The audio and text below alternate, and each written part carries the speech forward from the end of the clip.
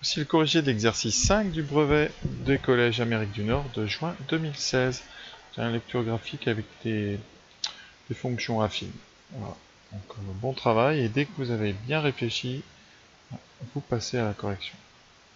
Alors c'est une étude de deux tarifs, tarif 1 et tarif 2. Première question, on vous demande ce qui se passe pour 2 journées. Donc on va étudier chaque tarif les uns après les autres. Donc tarif 1 pour 2 journées, c'est 40,50 € par jour. Donc 40,5 fois 2, qui nous fait 81 €. Tarif 2. Achat d'une carte pour 31 €. Donc on achète la carte. Et on va rajouter des journées à 32. Donc on a 2 journées à 32 €. Donc 2 fois 32, ce qui nous donne 31 plus 64, qui nous donne 95 €. Donc pour 2 jours, le tarif 1 est plus intéressant.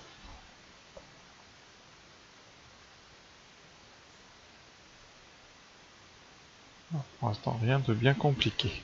Alors on fait une étude globale, enfin générale, donc on va dire soit x le nombre de journées, ce qui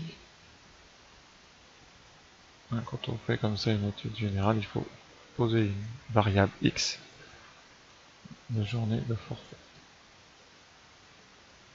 Voilà. Et vous allez étudier comme si tout à l'heure c'était pour x égale 2, maintenant vous faites un cas général. Donc on va étudier le tarif numéro 1, c'est 40,50 € par jour, donc on paye prix numéro 1 en fonction de x, ça sera 40,50 fois x. Donc c'est bien de donner des noms comme ça à vos tarifs avec ici le 1 pour rappeler que c'est le tarif 1 et P pour le prix. On obtient ici une fonction affine linéaire. Affine linéaire, donc ça veut dire que si on trace la courbe, eh bien ça sera une droite qui passe par l'origine. Tarif numéro 2. Donc on va trouver le prix 2 en fonction de x. On a donc 31 € plus 32 fois le nombre de journées, c'est-à-dire 32x. Là on tombe sur une fonction affine, non linéaire, elle ne passera pas par l'origine, puisque l'ordonnée à l'origine est 31. Et on vous demande le nombre de journées à partir duquel le tarif 2 est plus intéressant. Donc on résout.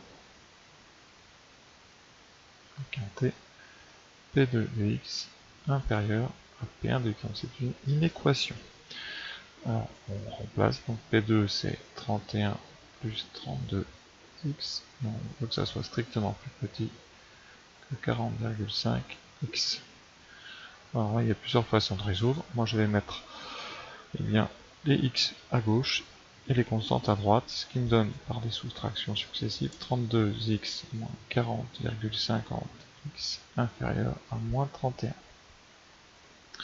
Donc je continue ici, ça me donne, bien, on va passer plutôt en haut, 32 moins 40,5, donc moins 8,50x plus petit que moins 31. Donc je laisse le 50, vous pouvez très bien enlever les 0 ici.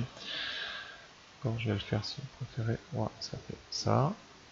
Et on va donc ici, on divise les deux membres par moins par un négatif. D'accord? Donc changement, on change de sens du symbole. Ça veut dire que ça donne x plus grand que moins 31 sur moins 8,5. On ne change d'ailleurs que le sens du symbole et rien d'autre. Vous laissez les deux moins. Donc x est strictement plus grand. On voit moins sur moins, ça fait plus. Je vais faire ça directement sur la copie. Ce qui donne 31 sur 8,5. Donc là, on prend la calculatrice. Donc 31 divisé par 8,5. On obtient 3,65. Donc x est supérieur. Alors, comme on met un supérieur, ça sera 3,64. Et comme x est entier, on obtient x plus grand supérieur ou égal à 4. Donc réponse, c'est à partir de 4 jours que le tarif 2 est plus intéressant. On va penser toujours à bien conclure. Voilà, cet exercice, pardon, cette question est terminée. Maintenant, on va passer à la lecture graphique. On vous donne les deux courbes de ces deux prix, P1 de x et P2 de x. D'ailleurs, avant de passer à la lecture graphique, petite remarque pour la résolution de l'équation. Donc, on a dit qu'on avait, donc, on doit résoudre 31 plus 32x plus grand, plus petit que 40,5x. Alors moi j'avais choisi de mettre les x à gauche, vous pouvez mettre les x à droite. Ça nous donnerait 31 et plus petit que 40,5x moins 32x. 31 serait plus petit que 8,5x. Et là on divise les deux côtés par un nombre positif. Donc ça ne change pas le sens, c'est-à-dire que vous aurez ici 31 sur 8,5x. Alors là il y en a qui ont des problèmes de lecture, mais vous pouvez comme ça, là on lit de droite à gauche à droite, vous pouvez lire dans l'autre sens, c'est-à-dire lire comme ça, et ça veut dire tout simplement que x est plus grand que 31 sur 8. C'est comme ça qu'on peut inverser. Donc on peut écrire les choses dans l'autre sens, hein. D'accord. Et donc, voilà, on trouve bien la même chose que de mettre tous les x à gauche. Voilà, on passe aux lectures graphiques tout de suite. Alors, on vous demande le tarif pour lequel le prix est proportionnel au nombre de jours skiés. Alors, proportionnel, ça voudrait dire que vous avez, si vous faites le tableau nombre de jours et tarif, bien ici, si vous avez nombre de jours 1, nombre de jours 2, 3, 4, pour avoir le tarif, ça serait toujours la même multiplication par un nombre k ici. Ça veut dire que la formule ici, si vous avez un x, forcément la formule serait du type kx. Et donc vous auriez une fonction, donc ça c'est une fonction linéaire, et donc une droite qui passe par l'origine. Donc c'est tout ce qu'il faut dire, hein. On est en situation de proportionnalité si vous êtes face à une fonction linéaire, donc face à une droite qui passe par l'origine. Donc on va dire, le tarif 1 donc, est représenté par une fonction, donc, par une droite qui passe par l'origine.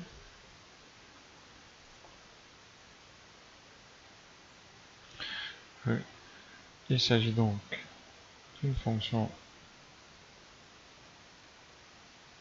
linéaire, tarif évidemment, donc une situation de proportionnalité. Une situation de proportionnalité. D'accord. Le tarif de lui correspond à une fonction non linéaire, et quand même une fonction affine, puisque la courbe est une droite, fonction affine non linéaire. Donc ce n'est pas une situation, de proportionnalité.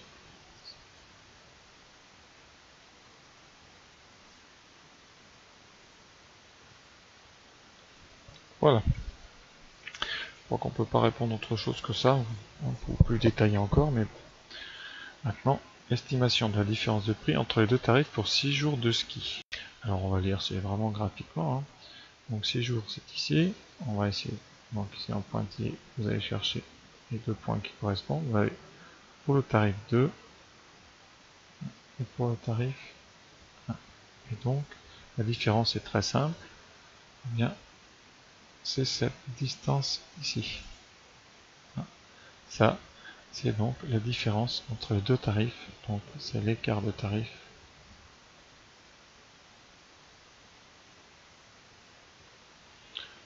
pour 6 jours. Alors vous tombez sur combien? Vous voyez, en termes de carreaux, vous avez à peu près 0,8 carreaux. Comme un carreau c'est 25, donc ici une question B. Donc on a à peu près 0,8 carreaux.